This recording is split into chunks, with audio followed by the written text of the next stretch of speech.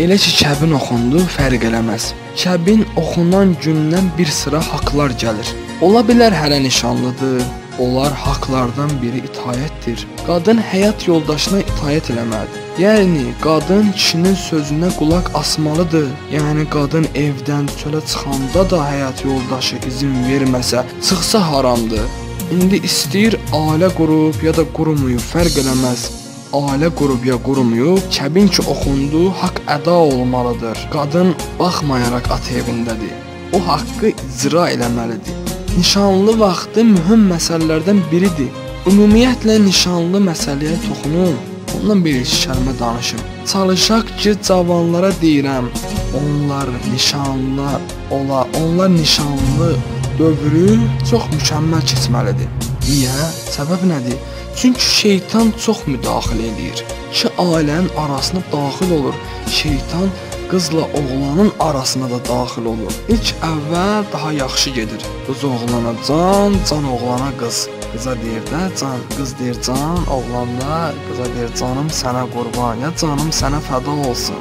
Hələ ki yaxşıdır. Vəziyyət hələ qaynanada da var. Yaxşı davranır oğlanlar. Oğlanlar yaxşı davranır. Amma get gedir.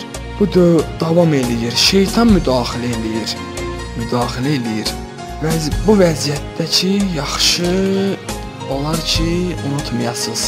Yəni mən əxlaq ustadlarının tövsiyələrini deyirəm, cavanlara deyir. Uzun tutur cavanlara, iki gəncə deyir. Çox uzatma vaxtı. 3 ildir hələ nişanlısınız, 5 ildir hələ nişanlısınız. Demirəm haramdır. Amma şeytan müdaxilə. Yəni deyirəm, əvvəllər razı idi bir-birlərindən.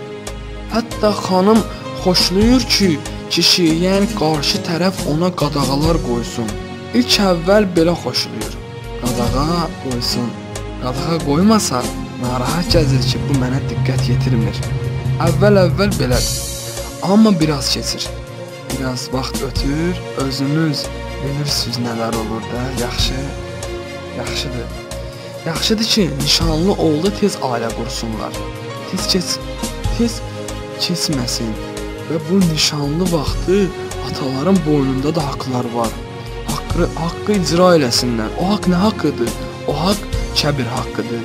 Mən istəyirəm ki, bunu toxunaq ki, uzatmasın ata. Ata var ki, deyir kəbinə icazə vermirəm. Bu iki gənc bir-birlərlə danışır. Bu bir-birlərlə söhbət edir. Bəzi vaxtlar bir yerdə harası gedirlər. Ola bilər, bəzi fikirlər gəlsin, getsin. Mən üzr istəyirəm dönə hər kəsdən. Ata da günaha da şərik olur. Birincisi bunu bilmək lazımdır ki, hələ ki kəbin yoxdur, bunlar ünsiyyət çox sıx ola bilməz. Onların ünsiyyətləri çox sıx ola bilməz. Biraz tanışlıq üçün İslam icazə verir də bir-birinizi tanıyın. O sənlə danışsın, sən onunla danış. Çünki sabah sən ailə qurursan, kör ona ailə qurmaq olmaz ki. Atam getdi, heç mənim özümün xəbəri yoxdur. Toyda gördü xanımı, dedi bu xanımla ailə həyatı quracaqsan. Bu vəzifədir. Xeyr, bu vəzifə deyil. Gördülər, ondan sonra artıq danışmaq, əgər kəbin olmasa haramdır.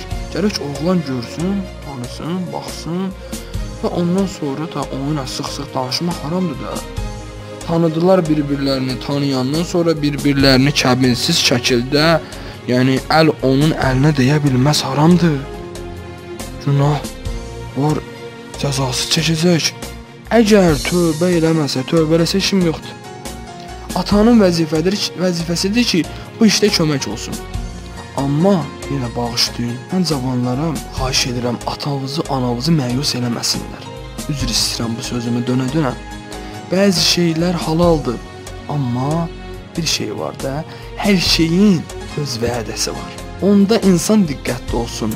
Bəzi haqlar var, atanın haqqı, ananın haqqı, bacının, qardaşın, xalanın, bibinin, dayının, əminin, qonşunun haqları var. Amma Peyğəmbər sallallahu aleyhi və səlləm də hədisdə buyurur, bu haqlardan biri ən əzəmətli haqq, əzbünnəz həqqən əl-əmrəti zahcuha, bu haqların içində ən əzəmətli haqq həyat yoldaşının haqqıdır.